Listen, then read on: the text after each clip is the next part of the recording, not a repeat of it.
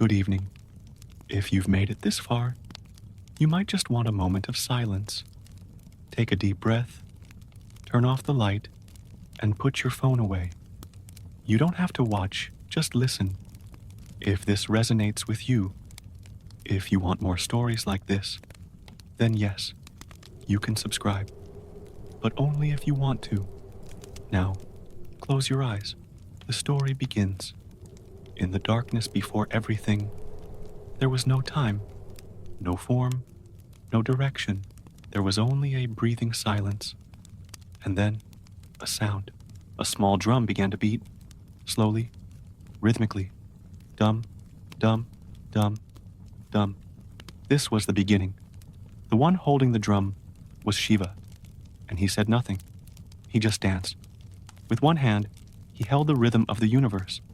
With the other, he held his palm open, serene, saying wordlessly, "Fear not." His feet turned over the void, tracing invisible shapes. With each step, worlds appeared and disappeared. He did not create with force. He created lightly. Beneath his right foot lay the ego, small, restless, trying to resist. Shiva danced above him with the calm of one who has seen everything pass.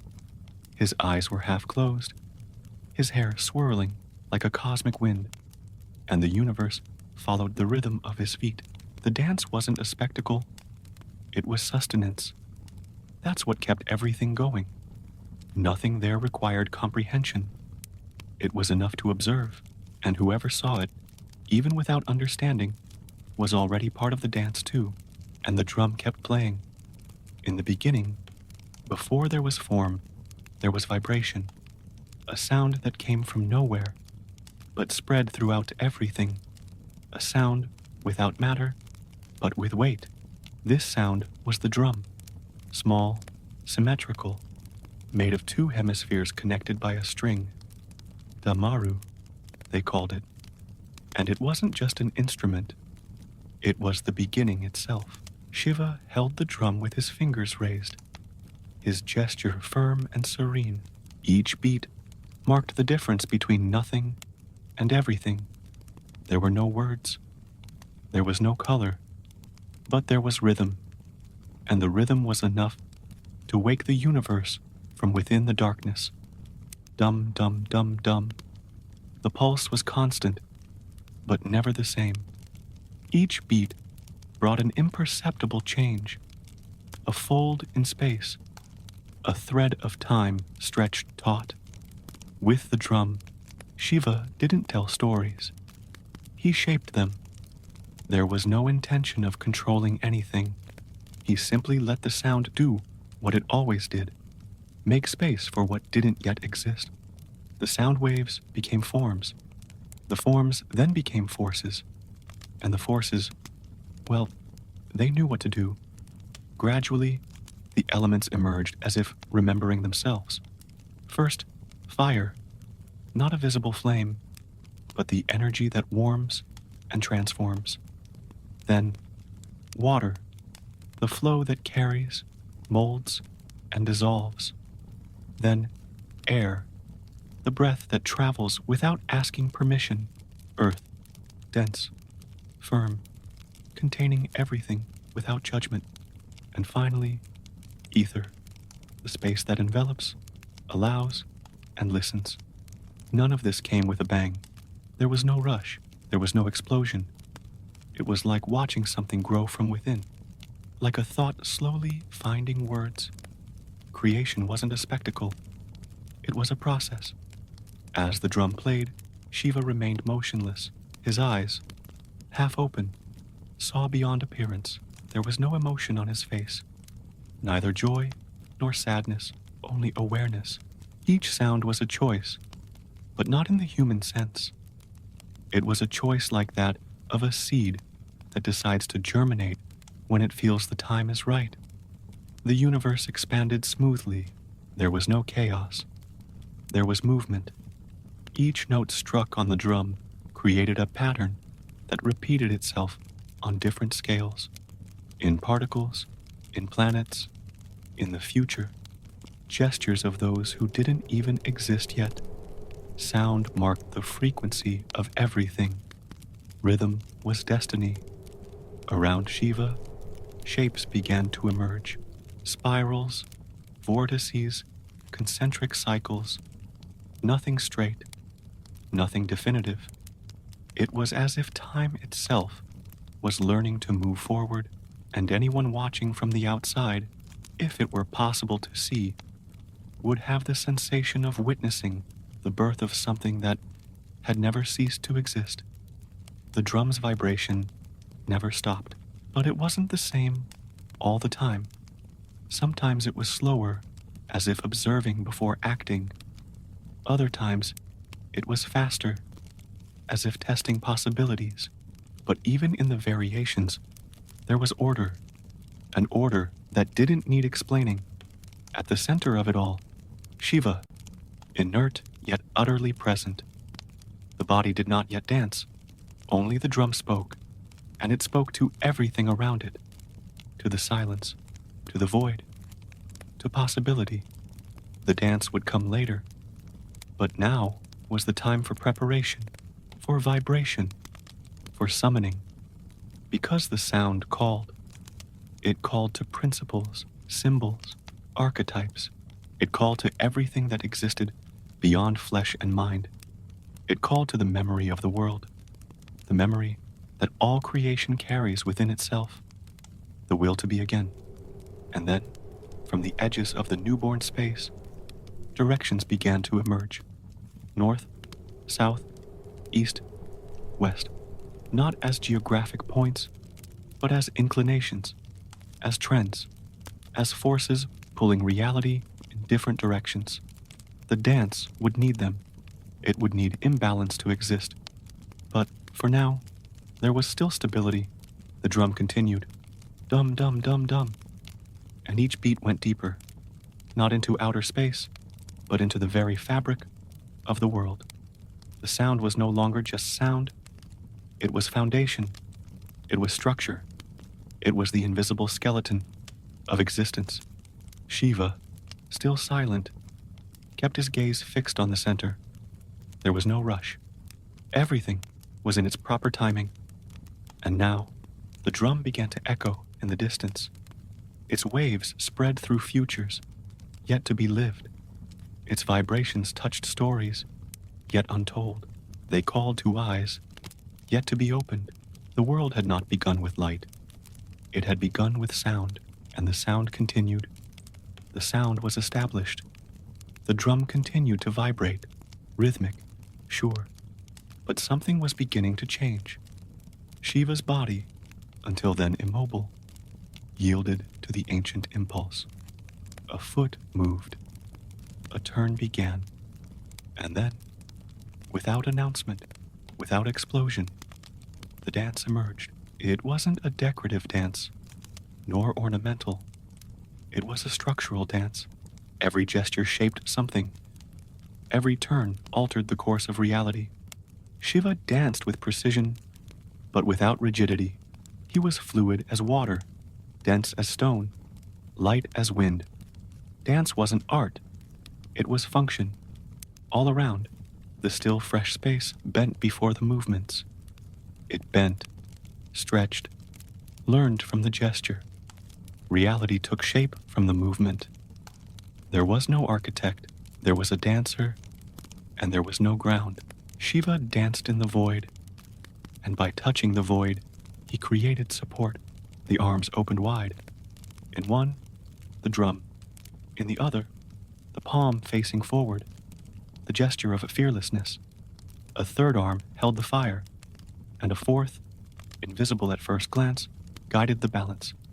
Each of these gestures supported a force, and these forces transformed into worlds. The dance had a name, Tandava, but the name didn't quite cover it. It was creation, preservation, destruction, illusion, and grace, all at once, not as separate stages, but as parts of the same cycle, a cycle that never stopped, a choreography that never repeated itself, but also never completely changed. Under Shiva's left foot, The ego still lay, trampled, contained, not destroyed. It had to remain there, motionless, for movement to be possible. Ego was not an enemy. It was ground. It was contrast. Without it, nothing would have a name. No form, no weight. That's why it was kept there. And Shiva danced upon it, not out of contempt, but for balance. Shiva's body was now spinning rapidly, but there was no rush. It was a centered, controlled spin. A spin that drew spirals in the fabric of time. With each turn, a new principle manifested. Direction, momentum, pause, return. It was as if the dance was teaching the world to walk. Every part of the body had a function. The loose hair spread energy. The snakes, coiled around the neck and arms, marked the eternal cycles. The eyes, half open, saw inward and outward, and the smile, subtle, almost imperceptible, maintained lightness amidst the chaos. Around him, shapes appeared, not objects, but possibilities, ideas not yet born, sounds that had not yet been heard. The universe was still a promise, but the promise was already vibrating, because movement created time, and time gave space to the possible. Anyone observing from afar would see a slow-moving storm, a calm whirlpool, a force so great it didn't need to assert itself, and anyone who approached would feel their body react, as if their bones recognized the rhythm, as if something ancient, even nameless, was returning to the surface. The dance didn't follow a fixed pattern. It flowed to its own rhythm, sometimes abrupt, other times serene, but always coherent. Shiva didn't choreograph. He responded. Each gesture was a reaction to what had just been created. It was a conversation with creation itself, and as it danced, the universe learned to be. It learned to keep moving. It learned that everything rotates, that everything revolves around something, and that even that which seems immobile, like the ego under Shiva's foot, also participates in the dance even without moving. The fire in one hand burned, but did not burn. It was a fire of transformation, a reminder that nothing is fixed, that everything is always in flux, even the gods, even the worlds, even what we think is already set. The drum still played, but now the sound came from within the circle. The movement amplified the sound. Shiva's body was the instrument itself. There was no longer any distinction between sound and gesture. Everything was one flow, a single line of vibration. And in that moment, as the dance continued, the universe ceased to be silence.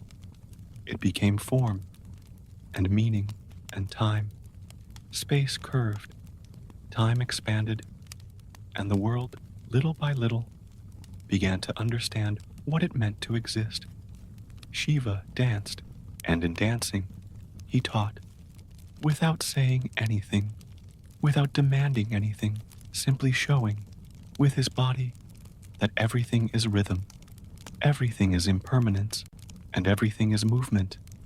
As Shiva danced, the world took shape, time learned to march, and little by little, matter began to organize itself. Mountains appeared like wrinkles on the planet's body. Rivers insinuated themselves like veins. Forests opened like deep breaths. But something was still missing. What connects? What cleanses? What descends from above to touch the depths? The water that unites heaven and earth was missing. The Ganga was missing. Ganga wasn't just a river. She was a living, ancient entity made of light and movement, a pure, vertical flow that came straight from the heavens. Her brilliance was so intense that the gods themselves hesitated to touch her. They said that if she descended all at once, she would destroy everything with her power. Because Ganga wasn't tame, she was a liquid freedom, without restraint. The earth needed her, but it also needed to survive her arrival. So they asked Shiva. Only he could contain the impact. Only he could bear the weight of the fall. And he accepted, not with words, but with presence. He sat in deep meditation, high in the Himalayas, motionless, serene, waiting. When Ganga fell, it wasn't a trickle. It was a liquid thunder, a scream of energy in the shape of a waterfall. It spiraled down like lightning. It came down with a vengeance. But before it touched the ground, it struck Shiva's hair. His long, tangled locks absorbed the impact.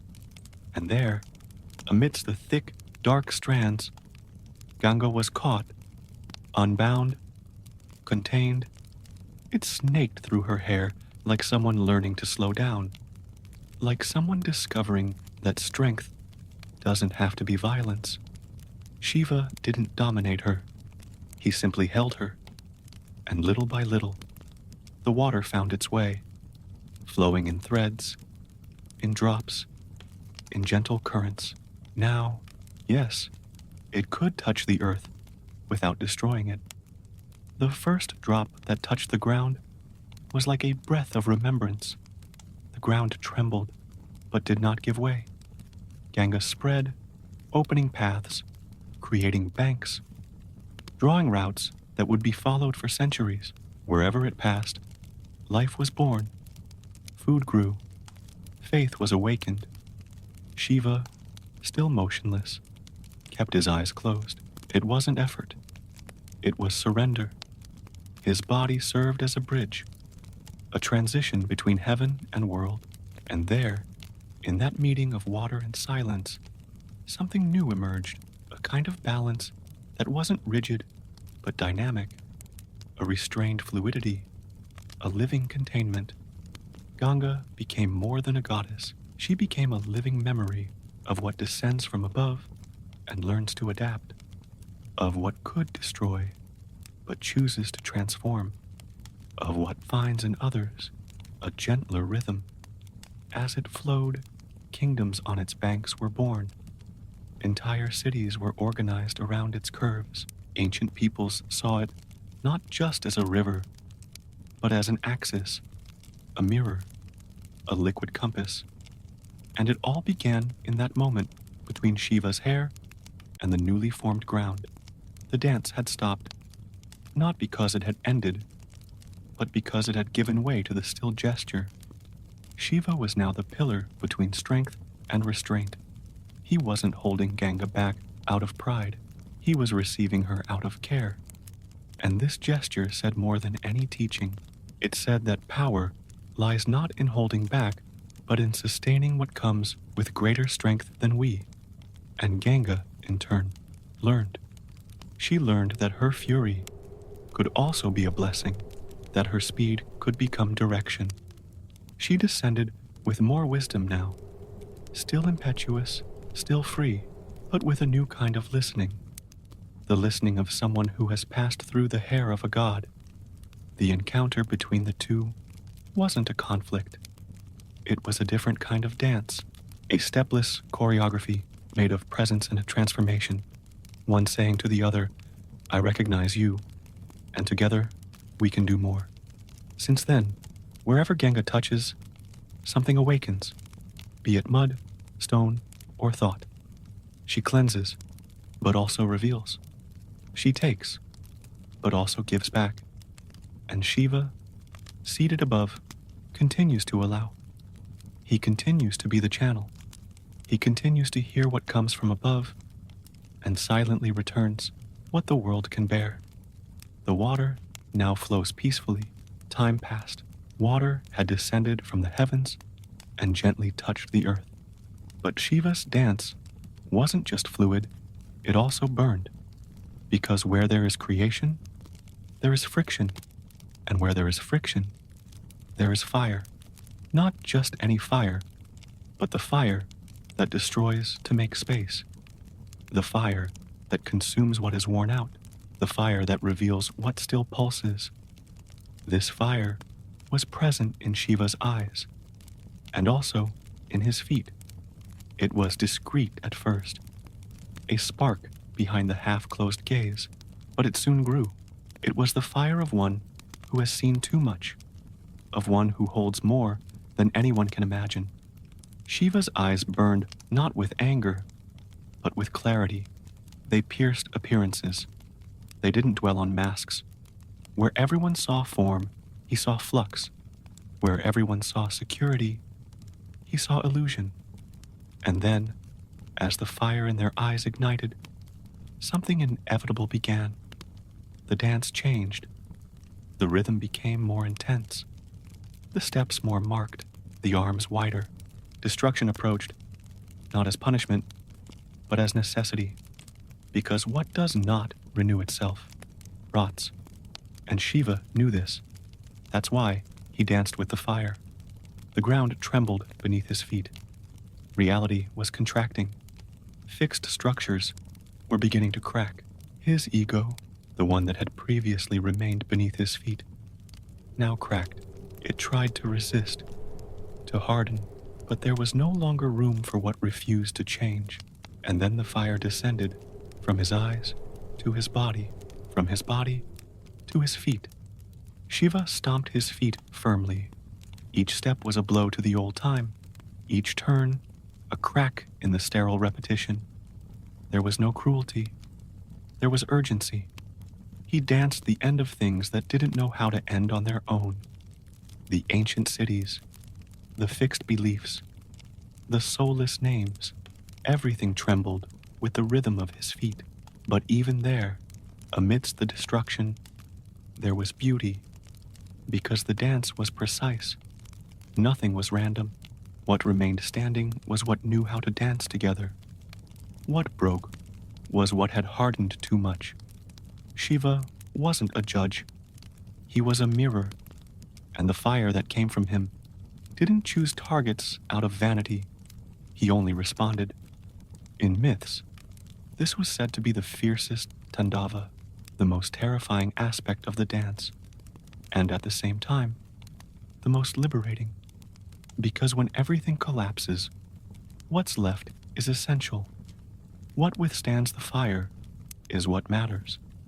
Everything else was excess, accumulation, dead weight. The gods watched from afar. Not everyone understood.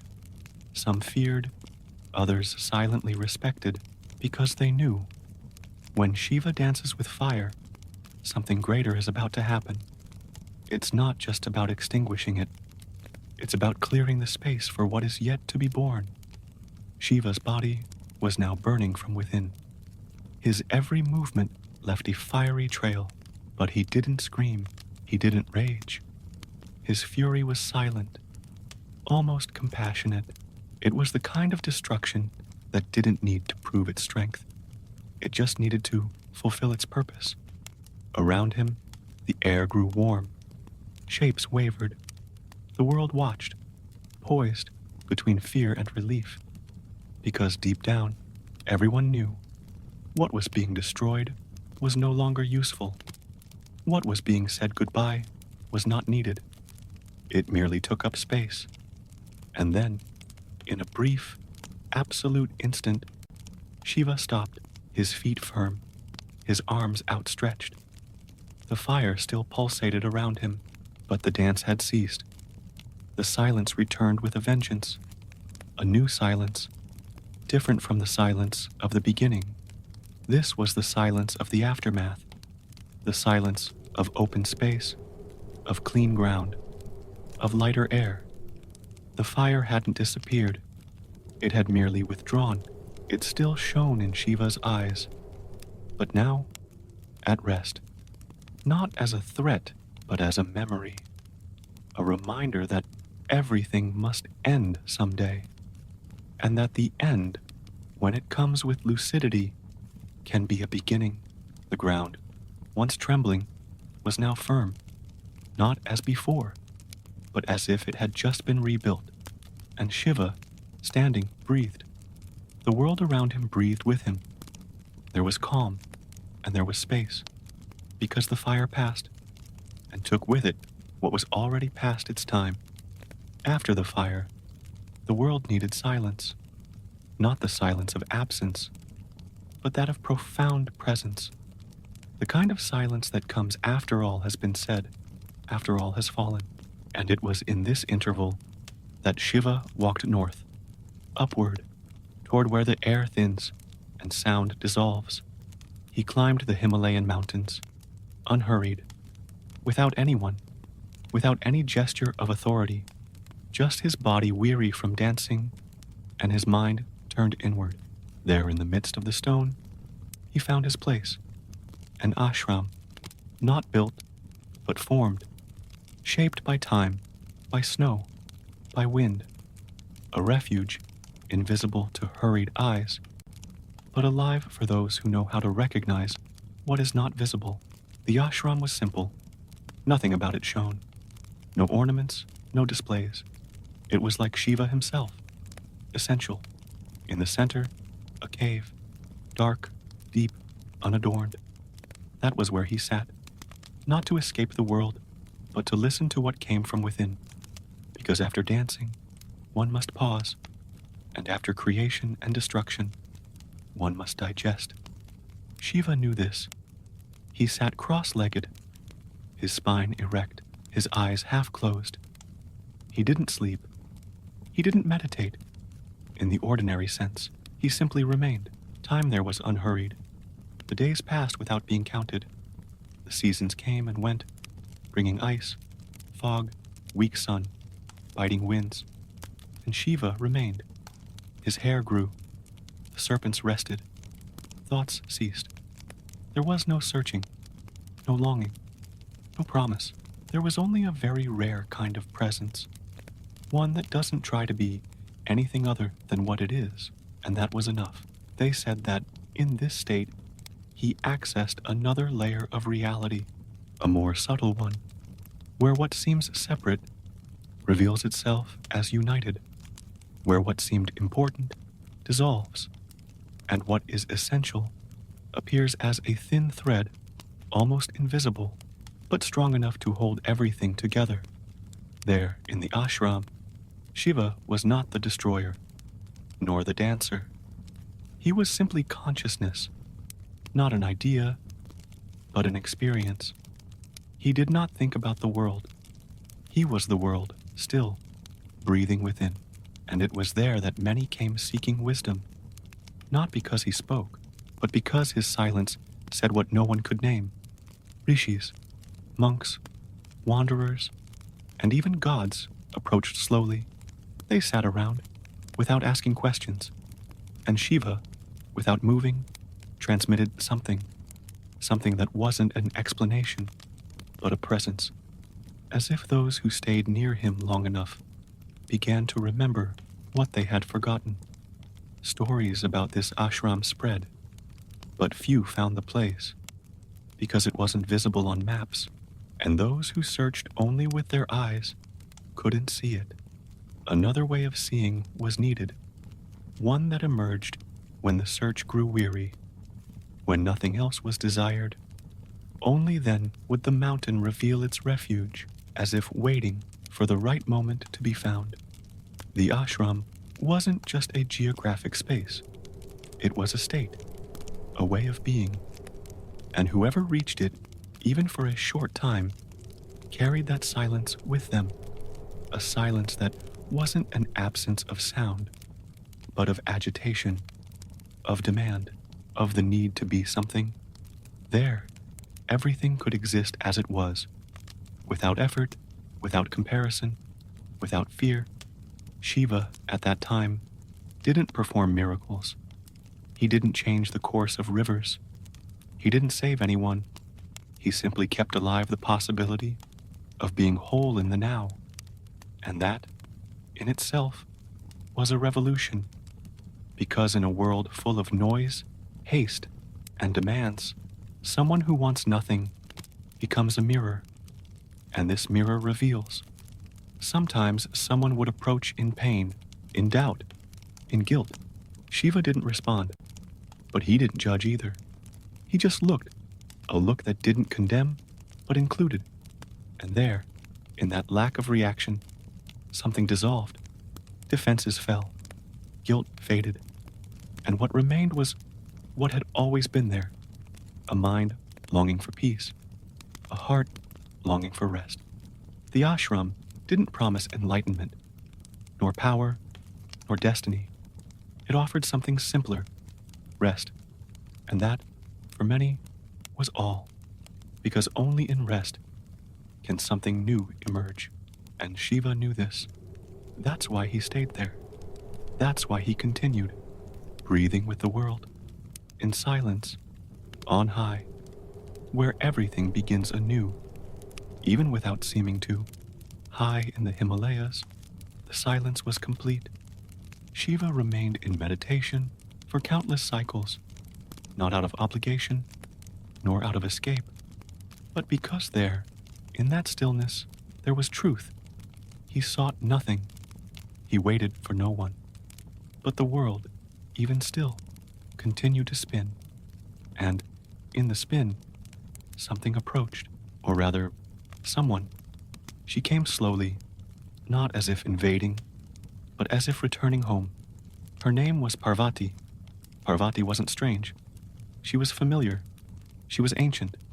She was the same soul who, in another era, had had another name, Sati, and she had burned with fire for love, a love that wasn't reciprocated as she had hoped, but that never ceased. Now, reborn with a different body and the same heart, she returned. She returned to find Shiva, to rediscover that which does not end with death. Since she was little, Parvati had heard about him, the man of the mountains, the ascetic with closed eyes, the god who bowed to nothing. She grew up knowing she wanted to be with him, but not as someone who idolized him, as someone who recognized him, because between them there was something that needed no explanation. It just needed to be remembered. She climbed the mountain, not once, but every day. She brought flowers, fruit, silence. She sat near the ashram. She asked for nothing. She just remained. Like him, many doubted. They said Shiva would never look at her, that he had left the world behind, that he was beyond all affection. But Parvati didn't believe those words.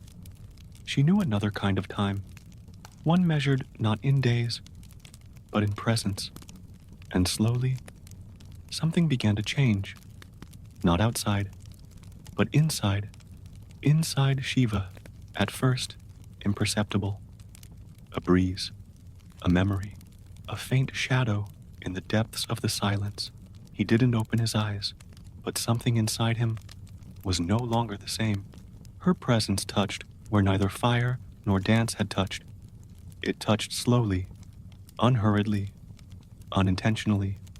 One day, Shiva opened his eyes, not to see, but because it no longer made sense to keep them closed. Parvati was there, not waiting, just being. And he saw not with his eyes, but with what he recognized beyond form. It was her, the same, but different, more whole, more patient, and he, for an instant, felt what he had almost forgotten, warmth. Their reunion wasn't grand. There was no celebration. It was like a breath, like a flame that doesn't burn, but warms. Shiva said nothing, neither did she. They just looked at each other, and in that look, there was more truth than 1,000 words, because what existed between them was ancient. It was cyclical. It was greater than both. He accepted her, but not as one who yields, as one who understands, because Parvati asked for nothing. She simply was there, and that, in itself, was enough. Shiva, the ascetic, the destroyer, the dancer of time, was now also her companion. He didn't stop being who he was. He He simply made room for another kind of strength, that of bonding. Parvati entered the ashram, not as a guest, but as part of it. The space adjusted. Her presence didn't break the silence. It filled it. It brought a different kind of balance, one that can't be achieved alone, one that only comes when two walk together, even in silence. Over time, the two became mirrors of each other. Shiva, the static, found movement in her. Parvati, the movement, found roots in him. Together, they taught the world something rare, that the sacred isn't found only in solitude or ecstasy. It's also found in coexistence, in listening to one another, in the patience to be with the other without trying to mold them. Their reunion didn't change the world immediately, but it changed the center. And when the center changes, everything around it slowly begins to transform. Because now, in the heart of the silence, there was a pair, and this pair was a symbol, a synthesis. It was a yes to the other, without the loss of self. Shiva and Parvati remained high above for a long time, sharing silences, cycles, breaths. Sometimes they spoke, other times they just watched, and the world below continued to spin. But now, it spun differently, because something essential had aligned. In the silence of the mountains, Shiva and Parvati lived a rare balance. There was no tension, no pressure. There was sharing. And from this sharing, something new was born, not in a magical gesture, nor by divine decision, but as the inevitable arises, naturally. Parvati longed for a child, someone who was hers, from her body, from her silence, from her waiting. And so, on an ordinary day, she molded a child from the turmeric paste she used for bathing. She shaped the body carefully. She blew on the clay gently, as if awakening a secret. When she finished, she looked into the doll's eyes, and effortlessly, it breathed.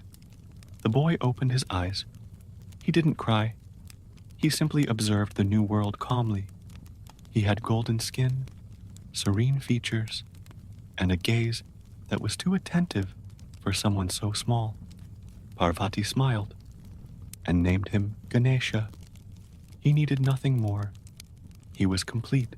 He was the son born from her touch, from her solitude, from her desire to create something that was his alone. She told him, "You protect me, take care of me, when I'm alone." And he nodded, as if he already knew. Ganesha grew right there, in the ashram. But he grew with the time of the gods, quickly, but densely. Soon, he was more than a boy. He was a guardian. Parvati, content, could retreat. She meditated. She created. And he stood at the door, steadfast, attentive. Nothing distracted him. He was loyal. He was innocent. He was strong. It was then that Shiva returned. He had gone to meditate on another plane. When he returned, he didn't know about his son. He didn't know that boy. He simply saw someone blocking his entrance. And Ganesha, not knowing who the ash-covered man was, refused entry. He said, "My mother is inside. She asked me to guard her. You cannot enter." Shiva was surprised.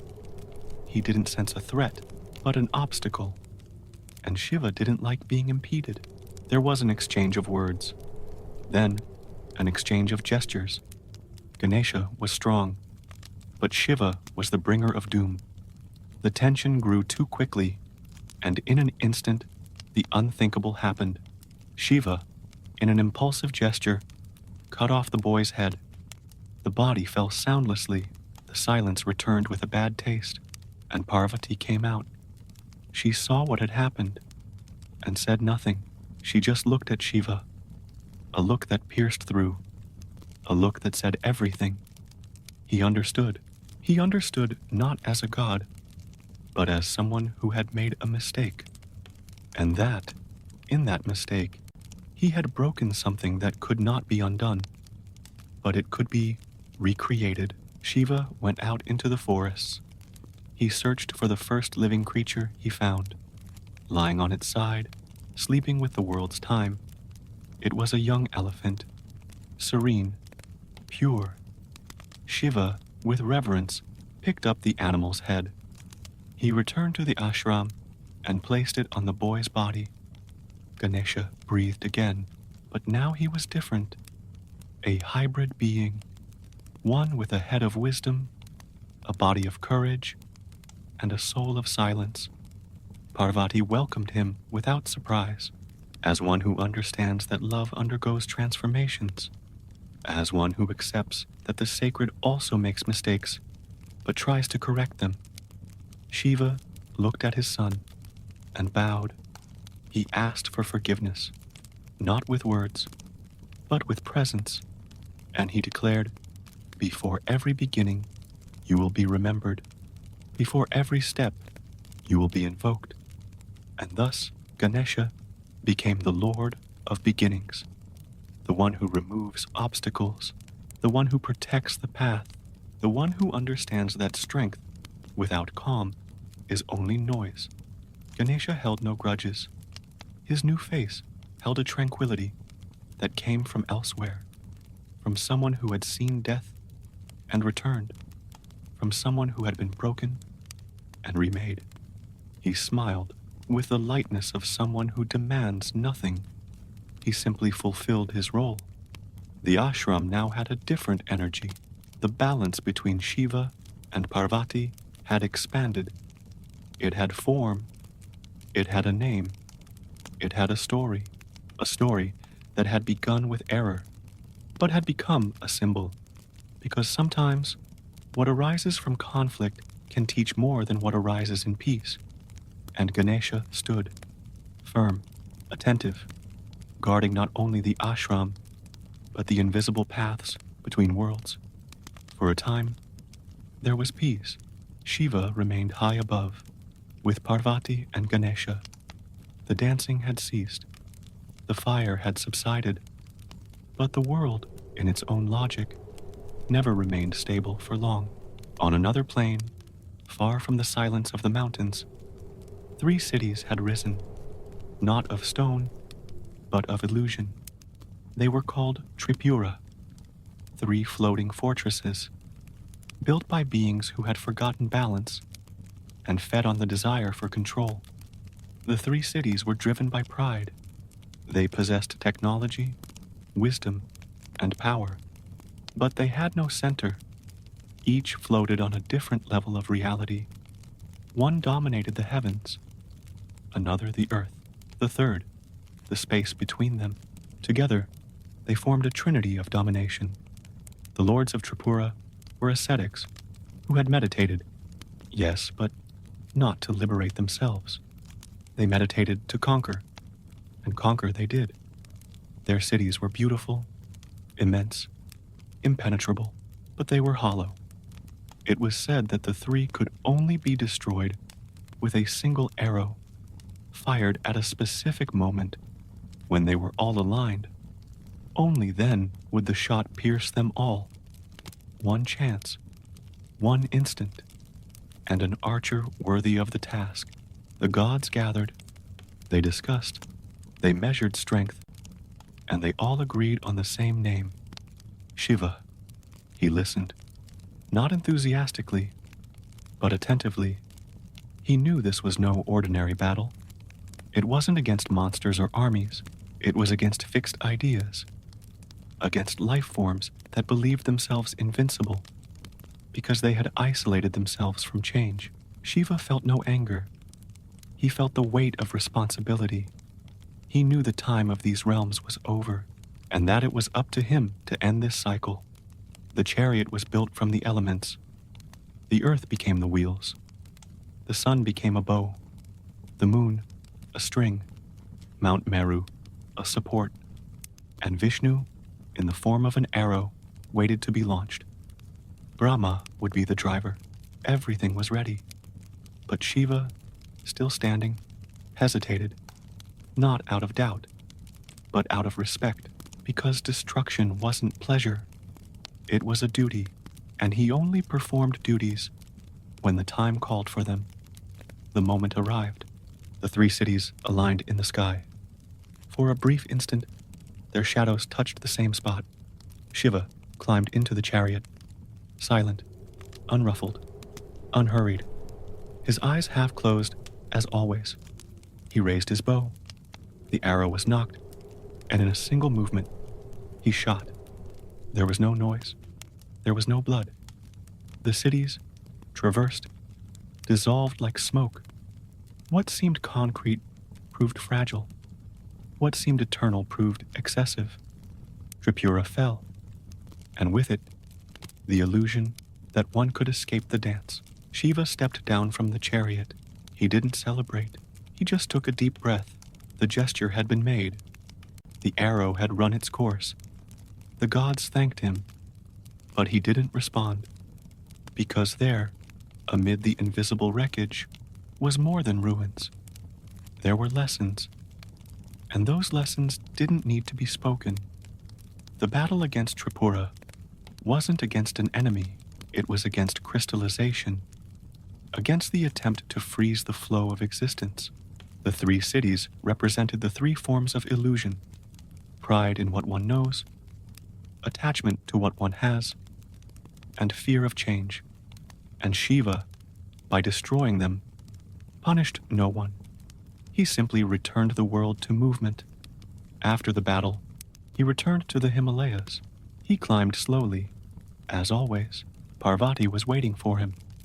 Ganesha was waiting too. They didn't ask him anything. They simply welcomed him, because they knew he wouldn't return stronger, nor weaker. He returned necessary. He returned with the silence of someone who had done what needed to be done. And so, the story of the three cities became a memory, a warning, an echo, a reminder that every fixed form carries within itself the seed of dissolution, and that sometimes it takes an arrow to remind the world that everything that stands must one day fall. After the arrow, after the ruins of Tripura, Shiva returned to silence, not out of weariness, but out of habit. The world went on. The gods spoke. The cycles turned. But he, as always, withdrew, returned upward, returned within. It was there, in the calm rhythm of the Himalayas, that his presence gained weight, and it was in this still time that something curious became visible. A moon, small, crescent, caught between the strands of Shiva's hair. It wasn't an ornament. It wasn't an empty symbol. The moon was alive. It pulsed. It rotated with the rhythm of time. It was a part of time, but also something apart. No one knew for sure how it had gotten there. They said the moon had one day lost its shine, that its ego had grown too large, that the gods, tired of its vanity, had punished it, and that it waned, slowly, night by night, toward oblivion. Shiva welcomed her, not out of pity, but because he understood. He saw what others didn't, that even the proudest moon, when it learns to yield, can shine again. He placed it in his hair, not on top, nor hidden, but there, where it can be seen lightly, a simple gesture, but full of meaning. The moon no longer needed to be the center. I just needed to be close to the silence. Since then, the moon followed its cycles. It waxed, it waned, it disappeared, it returned, and Shiva held it, without restraining it, without demanding it. He simply allowed it to follow its own nature, and it gratefully illuminated the darkest corners of the world. Not intensely, but consistently. It was a soft light, a subtle presence, but present. The moon in Shiva's hair became a symbol of impermanence, of rebirth, of beauty that doesn't need to be displayed. Many looked and saw only a detail, but those who knew understood. It was a reminder that even what is lost can be reinstated, that no radiance is lost forever. At night, when the world slept, the moonlight reflected on Shiva's shoulders. It was like slow breathing, like a constant whisper, and he, motionless, breathed along with it, because for him, time wasn't a line, it was a curve, it was a return, and the moon, spinning above his head, also spun within. There was a delicacy in that image, an austere god, a body covered in ash, serpents coiled around his neck, and above, a fragile moon, a moon that didn't scream, that didn't demand, that simply followed. And it was this combination of opposites that made sense, because Shiva wasn't just one, he was a mixture, the union of what seems contradictory. Sometimes, from afar, someone would see the faint glow in his hair and remember something, not a story, but a feeling, the feeling of being accepted, even in the lowest cycles, of being held, even in the darkest days, that someone, somewhere, knows you will shine again. The moon, over time, also began to set the rhythm of the dance. It didn't dictate the beat, but rather accompanied it. As Shiva spun, it traced gentle arcs in the air. It didn't interfere. It simply accompanied, as do those who have understood that their presence alone is enough. And so, night after night, the world went on. People forgot. Rites changed. Stories were lost. But the moon remained in Shiva's hair, waxing, waning, always returning, always there, even when it couldn't be seen. Shiva said nothing about her. He never explained his choice, but he never took it away either, because for him, it wasn't a matter of explanation. It was about connection, about presence, about knowing how to recognize, even in others, what needs shelter. And as time marched on, and the gods stirred, and humans built and tore down, Shiva continued, his feet firm, his gaze calm, and the moon overhead, like a visible secret, like a silent reminder that everything returns, everything changes, and everything can, once again, find its place. The world seemed stable. The stars held their course.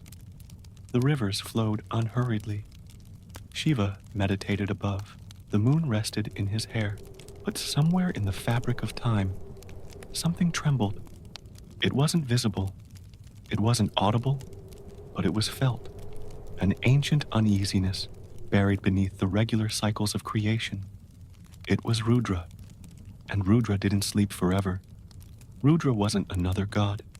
He was another aspect, a denser layer, rawer, more visceral, the form Shiva takes when order breaks down from within, when balance turns to passivity, when peace turns to stagnation. Rudra was that which emerges when the universe needs to scream, when the world can no longer bear its own accumulation of excess. They said that in the beginning, Rudra had wept, that he was born weeping, that his cry shook the pillars of creation, and that, therefore, they gave him many names, some to soothe, others to contain. But Rudra could not be contained by words. He slept within Shiva. He slept deeply, but he was always there. In that era, the worlds were beginning to repeat themselves. Actions, ideas, rituals, everything became form without substance. The gods were distracted. Humans were mechanized. Time was too circular. Shiva watched, outwardly, calm, inwardly, attentive. And then, when the saturation point was reached, Rudra awakened. There was no warning, no threat, just a subtle shift in the air.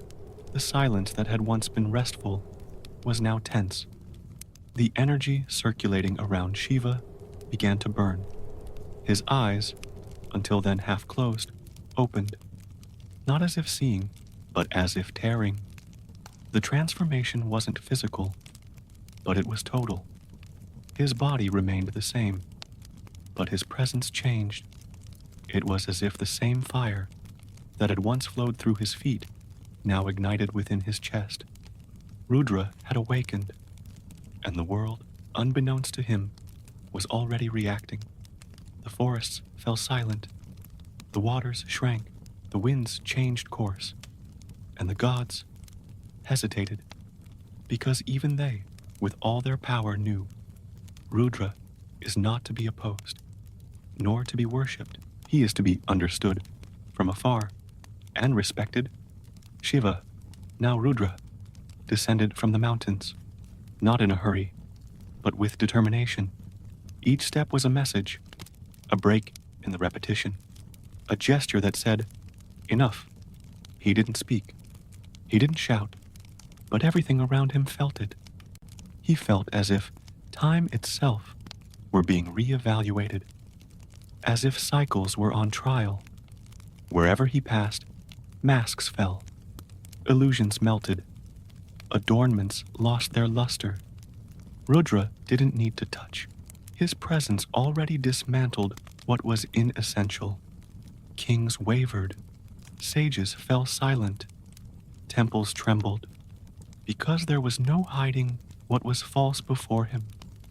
But Rudra didn't destroy for pleasure. He destroyed out of necessity. He didn't attack people. He tore down internal structures, that which accumulated silently, the feigned truths, the beliefs inherited without reflection. All of this burned away in his wake.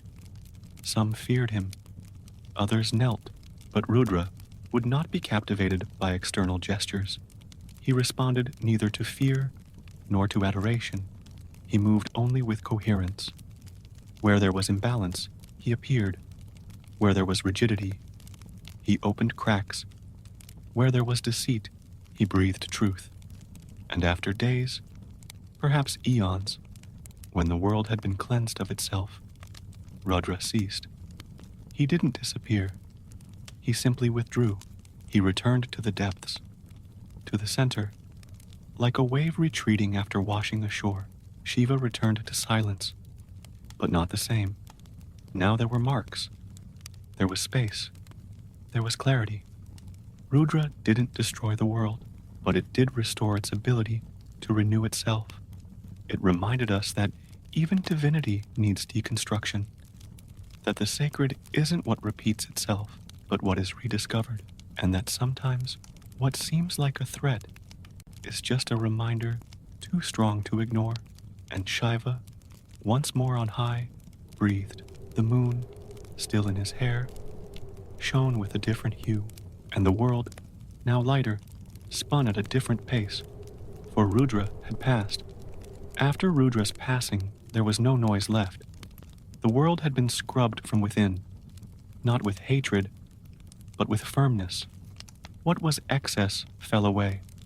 What was noise ceased, and in the space that remained, silence grew, but not an empty silence. It was dense, alive, an open field where something very ancient began to vibrate. Not a word, not an ordinary sound, but a mantra, and this mantra didn't need to be spoken to exist. It was in everything, and everything was within it. Shiva returned to stillness, not because he was fleeing the world, but because now the world could be heard more clearly. He sat as always, crossed his legs, gently closed his eyes, and allowed what remained to organize itself.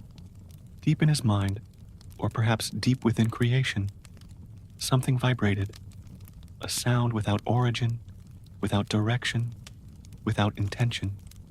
The sound was just that, vibration, and this vibration, repeated, was the mantra. It's unknown whether Shiva created it, or whether you simply heard it, but the garment carried it within.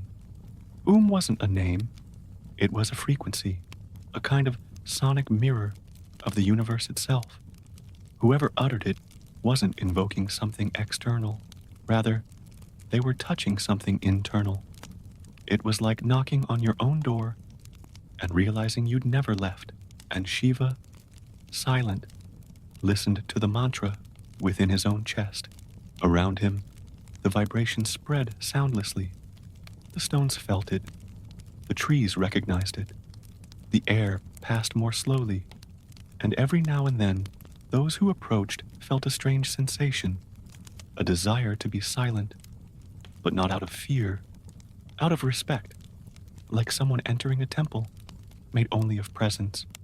The ancients said that was made up of 3 parts: A, birth; U, duration; M, dissolution, and that the silence after M was consciousness itself.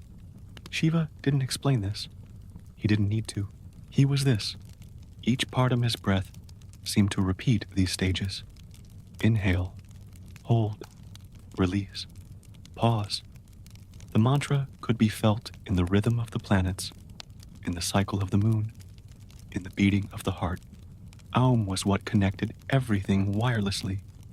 Without a contract, it was a kind of reminder of the beginning.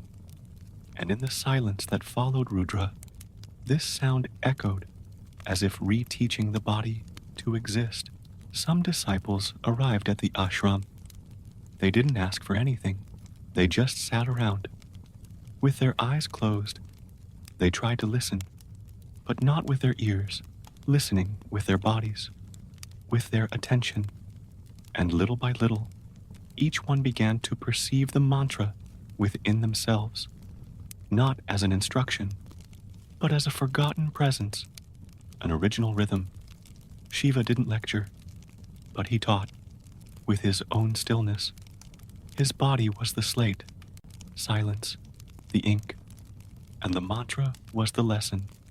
There was no diploma, no promise, only subtle transformation. Those who arrived restless left lighter. Those who arrived full left emptier, but a good emptiness, a useful emptiness. They say the primordial sound is endless, that it continues to vibrate even when no one hears it, that it is in the fabric of time, at the edge of consciousness, deep within matter. And Shiva, motionless, was the one who kept this vibration alive. There was no need to repeat the mantra aloud. The thought was enough. The intention was enough. The state was enough. The days passed without names. The seasons arrived unhurriedly. And the mantra continued, low, deep, unbreakable. When the winds hit the stones, it seemed as if the sound came from them. When the leaves fell, they touched the ground in the same rhythm. The universe breathed within the mantra, and the mantra breathed within the universe. There was no beginning or end. The sound neither appeared nor disappeared. It was always there, like a base layer, like the invisible thread holding everything together. And Shiva, with his eyes closed, knew this, not because someone told him, but because he was the one listening. And by listening, he taught. After dancing, destroying, meditating, and falling silent, Shiva did something unexpected. He descended from the mountain, not in the form of a god, not as an ascetic, not as a hidden master, but as an ordinary man, barefoot, calm in gaze, simple clothes, his body still covered in ash, but his gestures were disarmed. He carried no weapons. He had not come to teach. He only carried a hoe and a bag of seeds. No one understood. Some laughed, others were baffled, but he didn't explain. He walked through the fields, as if returning home. He chose any patch of land, not the most fertile, nor the flattest, just the one where the sun beat down gently and the wind didn't hurt the young plants. And there, in silence, he began to work. He dug slowly, as if respecting the ground, as if knowing that the earth is not just soil, but memory. Each furrow was a gesture of trust. each handful of soil disturbed, an invitation. Then came the seed. Shiva held it like something precious, but not fragile. He planted without ceremony, but with intention. The people watched him, first from afar, then closer. A god bent over the earth, planting like any peasant. He didn't make it rain. He didn't perform miracles. He just watered. He waited. He gathered dry leaves. He protected shoots with stones. He touched the soil with his fingers, as if listening, as if speaking without words. They said Shiva did this by choice, because after so many cycles, he realized that nothing was more divine than participating in the everyday, in the simple. That planting required patience, presence, attention, 3 things even the gods forget, and that cultivating something, a plant, a habit, a relationship, was a profound form of prayer. Over time, the buds appeared, small, shy, almost invisible. Shiva smiled, not a wide smile, but the soft smile of someone who sees what no one else has seen, of someone who believes in the process, not the outcome. He continued to care, without rushing, without controlling. Sometimes it rained too much. Sometimes the sun burned. Some seeds didn't thrive. Others grew effortlessly, and Shiva didn't interfere beyond what was necessary. He didn't demand anything from the earth, or from the plants, or from himself. He simply did what was possible that day, in that climate, in his body, at that moment. Little by little, people approached, not to worship, but to learn. They sat beside him. They picked up hoes. They asked few questions. They observed more, and they understood that there, in that gesture of digging and watering, there was more wisdom than in many temples, because caring for the land was, in a way, caring for oneself. There was no speech, no rituals, just repetition, consistency. Shiva woke early. He watched the dew. He smelled the leaves. He carefully pruned branches, and all this without losing his divinity, because he never stopped being who he was. He just changed his way of expressing himself. During this period, Shiva didn't talk about cosmic cycles. He talked about composting. He didn't explain the ego, but he showed how roots grow deeper when the soil is well tended. It was a different language, but the essence was the same. Transformation, and the earth responded. It was beginning to blossom more strongly. The fruits appeared, small, but sufficient. The food was shared, never hoarded. Each harvest was a silent celebration, not of abundance, but of learning, because each harvested fruit reminded us that everything takes time, and that everything needs to be cared for every day. Children ran between the rows of plants. The elders came to tell stories, and Shiva, there in the middle, just listened. He ate with them. He slept under the trees. It was hard to tell where the god ended and the human began. Perhaps there was no separation. Some said Shiva was teaching a new kind of power, the power to hold, to sustain, to nourish. Others said he was simply tired of wars and cosmic dances. But perhaps it was something simpler. Perhaps Shiva was reminding the world that the divine isn't found only in extremes. It's found in the routine, in the damp earth, in the silent waiting. And there, with dirty hands and feet in the mud, Shiva continued planting. As Shiva planted, the world continued to spin, and around him, other presences moved. Other hands created, other feet marked the ground, because Shiva never danced alone. He was the first, perhaps the quietest, but not the only one. The other gods danced too, each in their own way, each with their own rhythm, and together they created a stage that was the universe itself in motion. Vishnu, for example, didn't spin like Shiva. His body didn't set space ablaze, but his dance was subtle, constant, an oscillation between worlds, between forms. Vishnu danced to maintain, to sustain. His dance was almost imperceptible. The regular beating of a heart, the flow of rivers, the repetition of tides. He spun slowly, as if cradling time. And every time the harmony threatened to break, Vishnu emerged with another step, another form, another name. Brahma, however, didn't dance with his body. He danced with ideas. His hands shaped concepts. His fingers opened invisible pages in the air. His dance was mental, intellectual. He didn't move his feet, but he made his thoughts multiply. His turns created words, maps, diagrams, and each turn planted a possibility, a path, a doubt. Kali, on the other hand, danced barefoot on the bodies of the ego. Her dance didn't ask permission. It was fierce, uncontrollable. She twirled with her eyes wide open, her hair too loose, with too much force. And this intensity wasn't a lack of control. It was surrender. Each step of Kali's was a cut, each movement, a cleansing. She danced on the edge between the end and the beginning, and whoever saw her first feared, then understood. Durga danced too, but her dance was firm, assured. It was that of someone holding a sword in each arm, and yet maintaining their center. She didn't spin in circles. She danced as if advancing, as if protecting, as if carrying the weight of many, and still finding lightness.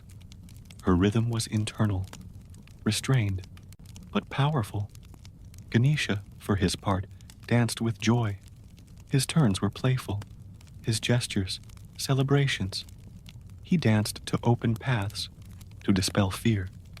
He danced as if he knew how to laugh at his own form, his own history, his own stumbles. His belly swayed, his eyes shone, and each movement brought relief, a rest, a reminder that even the sacred must know how to dance lightly. And then there was Saraswati, whose dance was not made of sweeping gestures, but of musical notes. She played and danced simultaneously. Each sound spread like a step. Each chord created a turn. She didn't dominate the space. She filled it. Her dance taught. It soothed. It inspired. And those who saw her returned with a new desire to learn. The universe was a moving stage, and each god, a dancer with his own style, his own intentions, his own pauses. No one was the same as the other. No one was superior. Each one fulfilled their role in the greater dance, and Shiva, from the center, watched it all, not with jealousy, but with reverence, because for him, dancing was never about showing off. It was about listening. He watched, and sometimes he smiled, because I saw in the rhythm of others a reflection of my own dance. I saw that everything connected, that one movement inspired another, that even contradictions created harmony, that even clashes brought music. It was a show without an audience, without applause, only excitement. And this was what Shiva believed, that every being, human or divine, has their own dance, their own rhythm, and that the important thing wasn't dancing correctly. It was dancing completely, present, listening to the ground, feeling the body, respecting time. So, he continued, his feet on the ground, his hands on the seeds, his eyes calm. He knew that as long as there was movement, there was possibility. As long as there was dance, there was a world. And even if no one saw, even if no one understood, he knew everything still turned, and the gods, each in their own time, danced with him. Between the banks of the Ganges River, where time seems to move sideways, there was a city that breathed differently, Varanasi. It wasn't the most beautiful, nor the richest, but it carried a silent weight, an ancient weight. They said it was the oldest city in the world still alive, and alive not only in body, but in soul. Because in Varanasi, the present and the eternal walked side by side, and Shiva lived there, not on high, but in the middle, not with a golden temple, nor on a throne. He was in the alleys, in the markets, on the steps of the ghats, where bodies were cremated. They said he was the true lord of the city, but he didn't rule. He observed. Varanasi was a point of contact between worlds, between cycles, between what ends and what begins again. That's why, there, death was seen differently, not as a tragedy, but as a passage, a bridge of fire. Shiva walked among the living and the dead with equal calm. He did not separate, he did not judge. He saw everything as part of the same movement. He sat on the riverside ghats, among the sadhus and the silent, watching the bodies burn on pyres, while the Ganges flowed without swerving. There, no one pretended to eternity. There, impermanence was a clear rule. The pyres burned day and night, and the smell of burning mingled with the aroma of incense, food, and flowers. A strange perfume, a mixture of death and devotion. And Shiva, with half-closed eyes, listened to the sounds of the city, bells, mantras, footsteps, suppressed weeping, sudden laughter. Varanasi was not a place of sadness. It was a place of truth. Those who died there, they believed, escaped the wheel. They broke the cycle. They found liberation, moksha, and Shiva, present, was the guardian of this threshold. He didn't open doors, but he kept them visible. His presence didn't bring solace, but lucidity, and that was enough. Those who came to die there didn't come out of fear, but out of understanding. They knew that the end near him was less heavy. During the days, Shiva went unnoticed.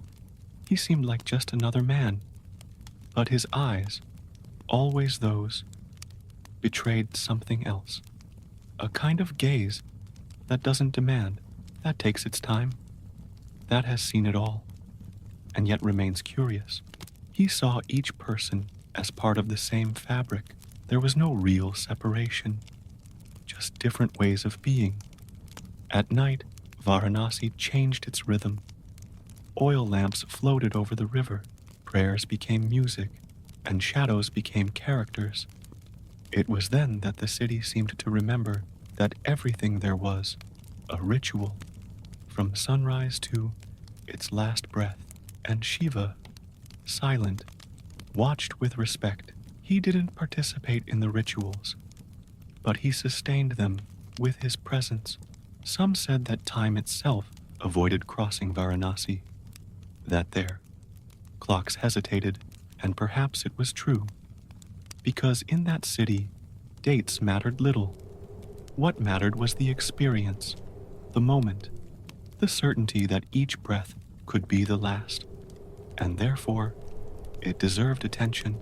Shiva was remembered on every corner, not in sumptuous statues, but in simple lines, a trident on a wall, an eye drawn in the dust, a whisper left by an old sadhu. He was in the city, but he didn't need to be announced. He was like the river, always present, even when no one spoke of him. In Varanasi, learning to die was also learning to live, because when you walk among pyres and chants, among rivers and ashes, life takes on a new flavor. It becomes clearer, more urgent, and Shiva, in the midst of it all, was the constant reminder that everything passes, and that this, far from being a curse, was the greatest relief. And then, when morning returned, he walked on, barefoot, calm, blending in, asking nothing, promising nothing, just being. And this presence, among the living and the departed, was what made Varanasi what it was. Not a sacred city, but a city awake. Around Shiva's neck, coiled tranquilly, lay a serpent. It didn't move quickly. It didn't hiss. It didn't threaten. It just remained, always there, present in almost every image, but rarely understood, because the serpent, like almost everything about Shiva, carried more than one meaning. It wasn't an ornament. It wasn't adornment. It was a symbol. It was a mirror. It was a memory of time in a spiral. They said her name was Vasuki, other times Naga, but the name mattered less than what she represented. Time that doesn't flow in a straight line, but in cycles, birth that turns into death, which turns into birth again, energy that spirals upward, that circumvents obstacles instead of breaking them. The serpent knew these movements, and Shiva kept her close. Contrary to what one might expect, she wasn't there to protect, nor to attack. She was there to remind of instinct, of the energy that sleeps coiled at the base of the spine, and that, if awakened carefully, can rise. Kundalini, they called it, a fire that doesn't burn, but reveals. Shiva didn't dominate her. He welcomed her, because I knew that power isn't in control, but in recognizing when something needs space to move. Serpents have always been close to divinity, but also to fear, because they slither, because they shed their skin, because they appear without warning. And that's precisely why Shiva kept them close, to show that the sacred doesn't dwell only in light. It also dwells in what frightens, in what slithers along the shore, in what carries venom and, at the same time, heals. In some stories, the serpent helped stir the primordial ocean, coiled like a rope. It was pulled by gods and demons. From the center of this movement, precious things emerged, and also dangerous ones. Shiva drank the poison that emerged. He turned his own neck blue, and the serpent remained, as a reminder of what was contained, of what was sustained without being scattered. It didn't squeeze. It didn't bite. It simply rested. And this rest was a lesson. How to live with what could destroy, but doesn't need to. How to embrace what most reject and transform it into balance. Because the serpent there wasn't a vanquished enemy. It was an understood force. Around Shiva, other serpents appeared. Not literally, but symbolically. The cycles of nature, the turns of the moon, the tides, the phases of the mind. Everything was a serpent. Everything was a curve. Everything was a return. And he, standing in the center of it all, didn't try to interrupt. He just watched. He danced when necessary. He stopped when the moment called for it. Some viewed him strangely. A god with serpents? That didn't seem right. But Shiva was never what you expect. He was always where discomfort begins, where symbols blur, where fear finds its mirror. That's why the serpent was there.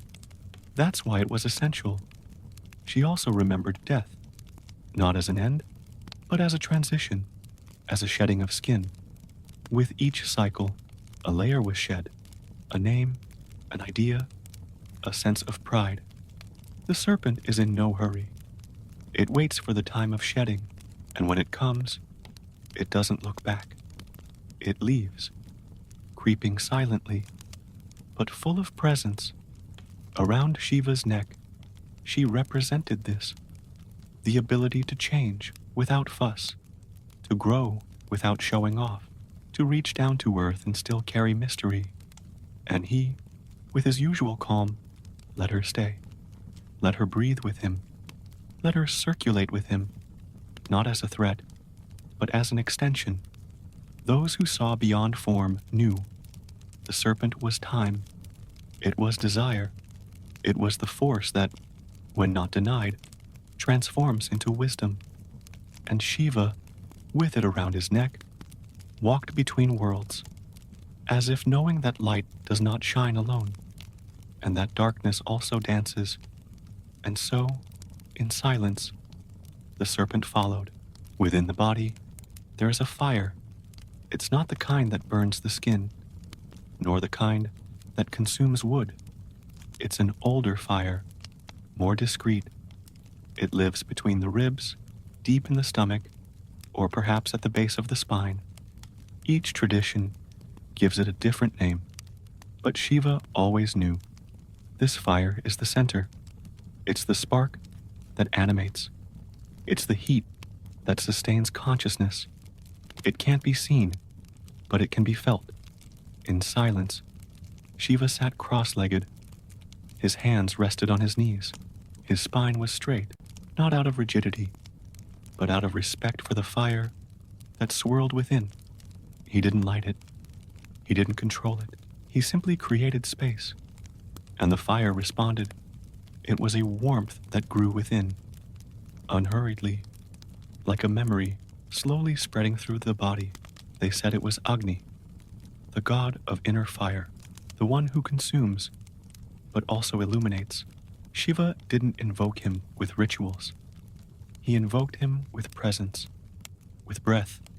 Each inhalation was fuel, each exhalation, release. The fire grew not with anxiety, but with calm. It was a fire that teaches, and that purifies without destroying. This fire demanded no spectacle. It wasn't made of flames. It was a continuous heat, a steady flame. And it was in this heat that Shiva cooked his own layers, the illusions, the certainties, the attachments, everything that clings to the soul and impedes lightness. He didn't fight any of it. He simply offered it to the fire and let it burn. Within every being, he said, that same flame exists, but few perceive it because the world is noisy, because the senses run outward, because fear makes it cold. But it's there. It's always been there, waiting for the moment when someone stops, breathes, and listens. Then it reappears, in the center of the chest, deep in the spine, in the space between one thought and the next. The inner fire wasn't fury. It wasn't anger. It was lucidity. A warm lucidity. That reveals. That illuminates the dark corners of the mind. That shows what's there, even when one prefers not to see. Shiva knew this heat, and he trusted it. He didn't seek warmth in the world. He knew the source was within. Some nights, he would meditate before a common fire, but what he saw wasn't burning wood. It was a reflection of the fire within. The flames danced like his own mind, the crackling sounds, like thoughts, the smoke, like fears rising to dissolve. He stared into the flames and remembered, everything is fuel. Everything can be offered, and everything, one day, turns to ash. This fire was also energy, not just contemplation. When Shiva danced, it was he who drove the spin. When he destroyed, it was this fire that guided the gesture. But the most powerful was when the fire simply warmed from within, without action, without noise, just presence. Some disciples asked how to light this fire. They expected a technique, a mantra, a secret. Shiva smiled. He said little. Silence, breath, truth. That was all he said. Because fire doesn't need to be created, only remembered, and then fed with what one is. Over the centuries, many learned to feel this heat in their bodies, in words that burn because they are true, in a gaze that warms without invading, in a choice that burns, yet liberates. The inner fire was in everything, and Shiva was just another guardian of it. When the cold of doubt came, he didn't cover himself. He simply sat down and returned to his center. The fire returned with him. It warmed many winters, many ends of eras, many moments when everything seemed to lose its meaning. The fire maintained the meaning without needing to explain it, and so he continued, with the heat in his bones, the flame in his belly. His gaze warmed from within. He knew that as long as this fire remained lit, no night would last too long. No darkness would become permanent, because within, the fire breathed. The world never remained quiet for long. Even after the dancing, the fire, the silence, the planting, chaos always found a way to return. Not with shouts, but with excess. Excessive movement, excessive desire, excessive thought. It was as if reality, from time to time, forgot what it was like to rest. And when that happened, Shiva sat down again, not to escape, but to remember. He would choose any place, sometimes a forest, other times a square, a field, a piece of rock amidst the noise. He would sit there. He would cross his legs. He would close his eyes, and he would remain. The chaos would not disappear. It continued around him, flying, screaming, pushing. But Shiva did not react. He did not block. He did not resist. He simply was. This was his meditation. Not the kind that seeks forced peace, but the kind that embraces the noise. The kind that listens to what's outside without abandoning what's inside. Shiva meditated in the midst of the hurricane, and that made a difference. Because where everyone ran, he stopped. Where everyone defended themselves, he opened up. Where everyone tried to understand, he simply felt. Chaos didn't irritate him, nor did it enchant him. It was just a phase, a state, a passing form of confusion. And all confusion, deep down, was a movement trying to reorganize itself. He knew this. That's why he didn't fight it. He waited, his body still, but his hearing wide awake. Around him, the noise seemed to stumble. The currents of noise lost strength, not because he silenced them, but because he didn't feed them. Shiva didn't fuel drama. He didn't respond to the scream with another scream. He just breathed. And in his breathing, the chaos was beginning to slow. People rushed past. Some stopped. Others scoffed. How can someone be so calm in the midst of all this? But he didn't answer. Not because I ignored him, but because the answer lay in his gesture, in his example, in his state of being. His calm wasn't resistance. It was depth. And then, slowly, one by one, others began to sit, not with the same firmness, not with the same confidence, but they tried. They breathed. They observed. And for the first time in a long time, they listened to their own thoughts, their own reactions, their own bodies.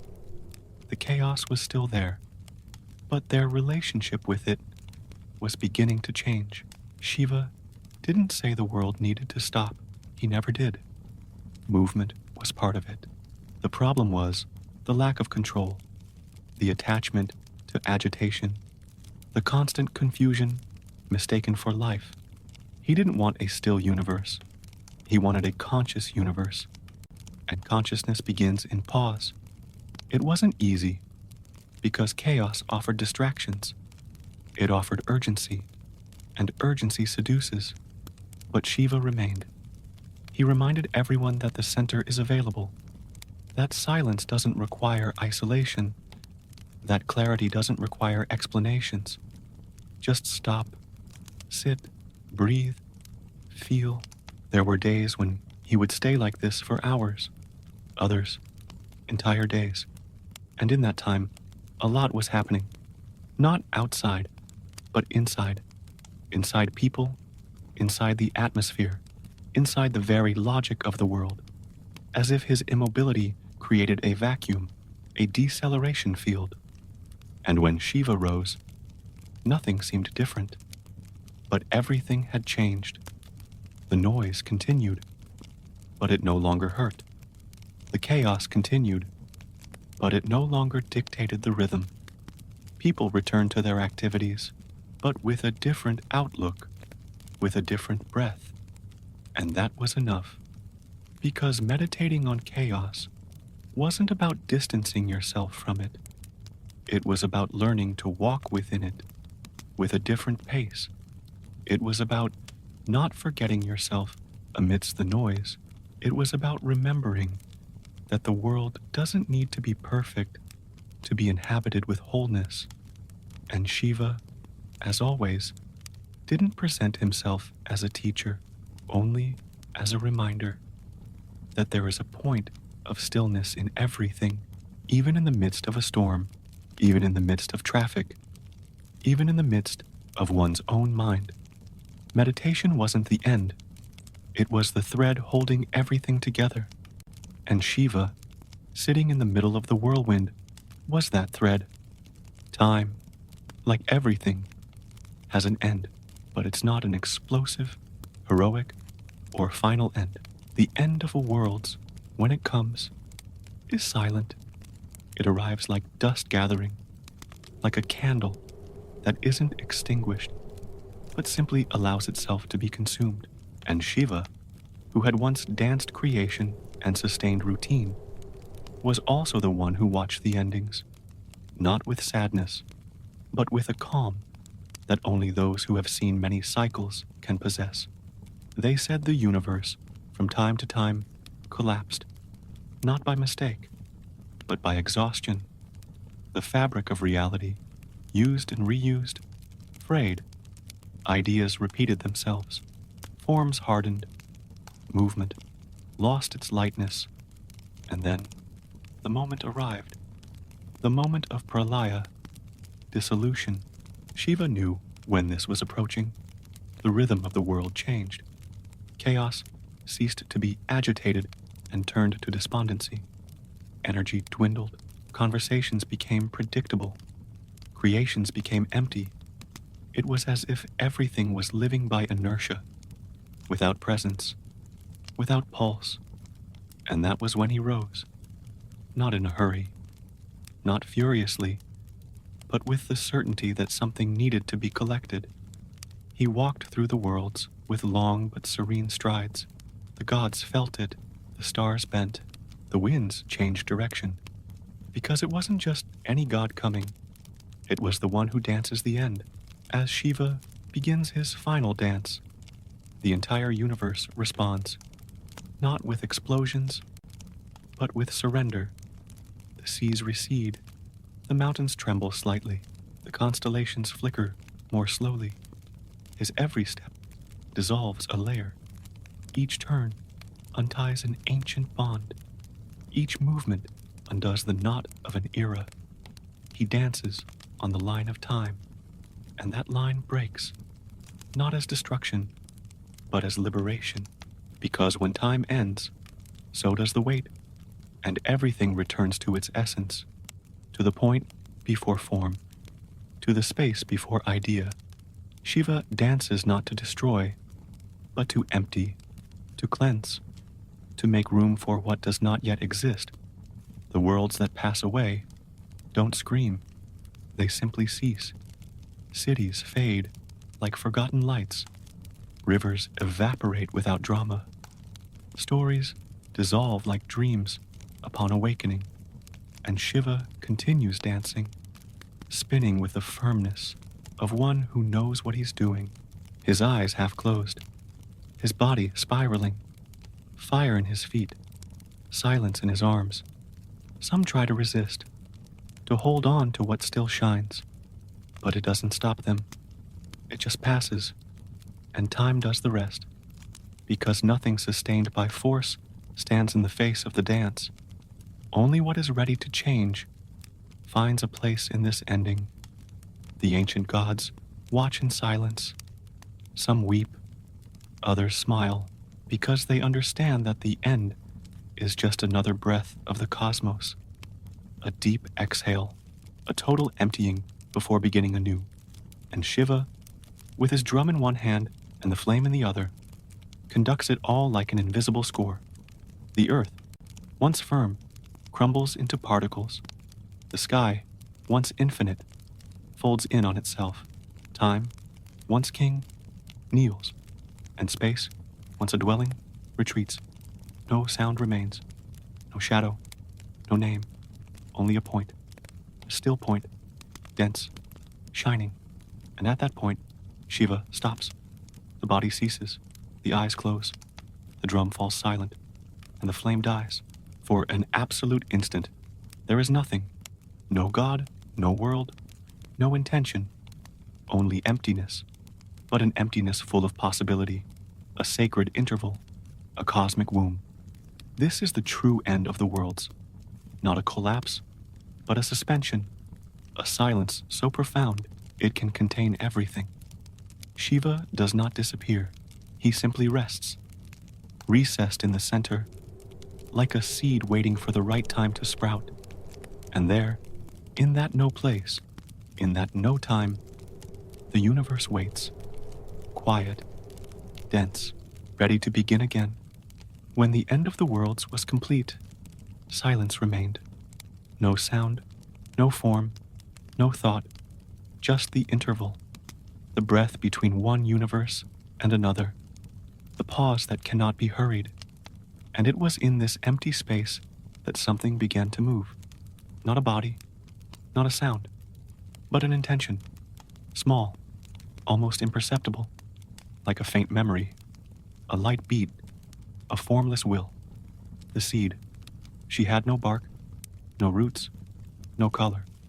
But she carried everything. All possibilities, all dances, all cycles. She was the seed that remains. When everything has fallen, when everything has been burned, dissolved, returned to nothingness, and she floated in the darkness, without direction, without urgency, just being. They said Shiva guarded it, not with his hands, but with his own body, with his very presence. He was withdrawn now, immersed, invisible, but present, and in his deepest center, the seed pulsed. It was what remained, but not as a remnant, as essence, as a nucleus, as a starting point. There was no rush to sprout. Time had not yet returned. Space was still suspended, and the seed knew this. It knew that forcing birth would be repeating the mistake of the previous world. It waited, with vegetal patience, with ancestral wisdom. It waited for the first breath of the new. Meanwhile, within her, something was organizing itself, not in words, but in frequencies, in possibilities of form, in desires that didn't yet know their names. It was like a dream without a body, a desire without an ego, a world to come, but without a map. The seed didn't need to know what would come. It just needed to hold it. Shiva, even in his absolute silence, listened, not with his ears, but with the void. The seed spoke through the soundlessness, and he understood. He knew that everything begins again, like this, not with a bang, but with a faint beat, like a drum remembering the beat, like a foot still hesitant before the first step. The previous universe had left lessons, entire cycles of error, beauty, noise, and lucidity. None of this was lost. The seed carried it all. It was compressed memory, not with guilt, but with meaning. And even if no one saw it, it was there, at the center of what remained, guarding the next rhythm. Some myths said this seed was sound, others that it was light. Some said it was an idea, others a gesture. But Shiva knew. She was all of this and more. She was what had not yet been. She was what did not fit into previous forms. She was what remained when everything else was removed, and that was enough. Time, little by little, began to flow again. first in slow drops, then in threads. Space was also beginning to stretch, still formless, but with intention. The dance hadn't yet begun, but the beat was forming, and the seed felt it. It trembled, slightly, as if in response to the call, but it hadn't sprouted yet. It wasn't time yet, because a sprout, when it sprouts too soon, breaks, and Shiva, even withdrawn, held it gently. He didn't push. He simply offered the ground, and the seed, grateful, remained. Around her, the darkness was fertile, not threatening. It was a darkness that nourishes, that welcomes, that prepares. And there, in the center of this cosmic womb, life began anew, but differently, less anxious, less noisy, more attentive, lighter. The universe didn't scream as it returned. It just breathed. The seed's breath was the new beginning. There were no trumpets, no narrators, just a vibration, a pulse that said, now. And this now wasn't urgent. It was present. Shiva, silently, smiled. The first smile since the end. Not because everything was right, but because something had survived. Something simple, something essential. The will to continue, the will to blossom, the will to be, once again, what no one yet knows. And in the midst of the darkness, the seed shone. The seed didn't sprout suddenly. First, it was just a warmth, a slight increase in rhythm, as if the silence were breathing a little deeper. Then, an almost imperceptible vibration, a subtle urge to stretch beyond what was. Time, suspended until then, began to rearrange its threads, and the seed, slowly, began to yield. It didn't explode. It didn't tear. It simply opened. From this center, the first sound emerged. A small sound, but dense. It wasn't sung. It was felt. A breath in the darkness. A beat. A warning. Time had returned. Space too. But they were not the same. They had passed through dissolution. They had rested. And now they returned. Softer. More alert. Ready. The seed broke into 2, then into 4, then into many. Each particle carried a trace of the old, but in a new order. The dance began again, but with a different rhythm. The universe didn't repeat itself. It just continued. And Shiva, from where he stood, felt the movement. He didn't open his eyes, but he smiled. He knew the cycle had begun again. The new world was born in silence, but not in solitude. There was presence in every fold, in every curve. The light came not as an explosion, but as a dawn, first soft, then firmer. Forms emerged slowly, first the sound, then the gesture, then the matter. Everything followed an ancient, yet new cadence. The elements returned. Fire, water, air, earth, ether. But they came more gently, as if they had also learned from their last end. They didn't compete. They simply met. And in the midst of it all, Shiva reappeared. Not with grandeur, but with clarity. Not to command, but to accompany. He wasn't above. He was within. His body emerged along with the world. His eyes slowly opened. The drum reappeared in his hand. It wasn't playing yet, but it pulsed. The dance hadn't begun, but it was already felt, because the new cycle didn't need to be announced. It was recognized. The first sounds of the new universe seemed ancient, but they weren't. They were like melodies echoing in dreams, like voices saying something before it forms into words. Shiva listened respectfully. He knew that every beginning carries a risk. The risk of forgetting, the risk of repeating. That's why he remained attentive. The world stretched slowly. Nothing was forced. Forms tested their own possibility. The skies stretched without urgency. Rivers chose their courses calmly.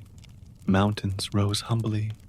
It was a creation observing itself, as if remembering what had been and choosing another path. Shiva walked among the first landscapes, not as a creator, but as a witness. His steps marked the rhythm of reorganization. His silence allowed everything to grow without pressure. He knew that a new cycle doesn't need to erase the previous one. It's enough to understand it and move on. And then, slowly, he began to dance. A gesture, a turn, a step, not like before. Less fire, more breathing. The dance was now more listening than movement, more pause than impulse. And yet, the world responded. The stars smiled. The trees shivered. The winds bent. Time, grateful, followed. The ancient gods watched. Some returned.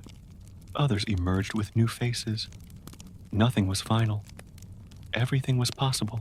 It was a new beginning, but without the rush to get anywhere. Because Shiva knew every cycle moves better when no one tries to hold it back, and the dance continued. Light, precise, circular. The universe, newly born, revolved with him, not out of obedience, but out of affinity, because Shiva didn't lead by force. He simply embodied the rhythm, and rhythm is irresistible when it's true. Thus, the new cycle took hold, without noise, without announcement, just presence, with awareness, with breath, and Shiva, at the center of it all, spun as always, calm, steady, open, ready for all that was yet to come. The dance continued, not at a fast pace, nor as a spectacle. It was like a whisper running through the newly formed space, a nearly invisible movement, but constant. Shiva spun slowly. The drum still wasn't beating loudly, but it vibrated as if marking time only for those who knew how to hear with more than just their ears. The universe, still young, reorganized itself around this vibration. Nothing was urgent. Nothing was forced. Everything followed a silent rhythm.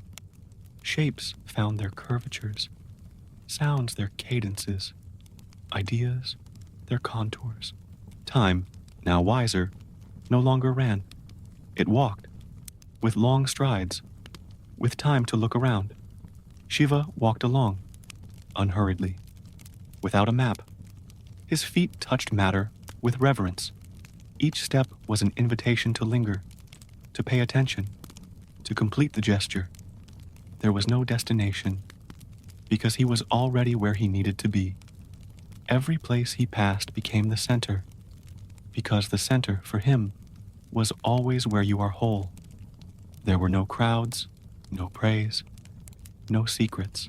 There was only the world taking shape, again, at every moment, and Shiva, with the serenity of those who know how to wait, watched. Sometimes he danced. Sometimes I just watched. Sometimes I slept. But even in sleep, he kept his presence alive. The trees, now in bloom, bent lightly in the breeze. The newly formed rivers slid as if singing to the ground. The stones, which had traversed 1,000 ages, remained where they were, but now at peace. Nothing there seemed to need proof. Everything was what it was, and that was enough. Shiva explained nothing. He never did. But his body, his gestures, his stillness, all of it taught. No phrases, no arguments. The world no longer needed explanations. It needed space to listen. And he offered that space. The drum was now playing again. Slowly. Dum, dum, dum. It was a sound that didn't demand attention, but that filled, like a heart beating on another plane, like an echo coming from within. And this sound crossed mountains, seas, thoughts. It touched everything that was yet to be born. Shiva knew the cycle has no end. that every ending is a camouflaged beginning, that death is an interval, that silence is also music, and that emptiness is not absence, but potential. That's why he kept dancing, because dance wasn't a phase. It was the most precise way of being. Some looked and asked, "Is Shiva dancing for us?" But no, Shiva didn't dance for anyone. Not to please, not to perform. He danced because that's how the world moves, because that's how time breathes, because that's how he recognizes himself. The dance needed no stage, nor an audience, just the ground and the sky. And all of that already existed. So it continued, without beginning, without end, without name, without purpose. The world, in turn, followed suit, not with unchanging steps, but with resonance. The leaves swayed, the water rippled, the clouds swirled in gentle patterns. Even time seemed to dance, with pauses between days, and those who paid attention, even without understanding, felt it. Shiva left no messages, no promises, no prophecies. He left gestures, and gestures were enough, because whoever saw his dance, even for an instant, carried something, not a certainty, but a willingness to listen to the rhythm of things, to accept the flow, to know how to stop and start again. And the new world, still fresh, thanked him, not with words, but with presence, with ripe fruits, with long nights, with shared silences. All of this was his way of saying, "I listened," and Shiva, ever attentive, listened back. The dance continued. The drum beat too. Time breathed. The universe revolved. And Shiva, at the center of what is, what was, and what will come, smiled. No rush. Good night.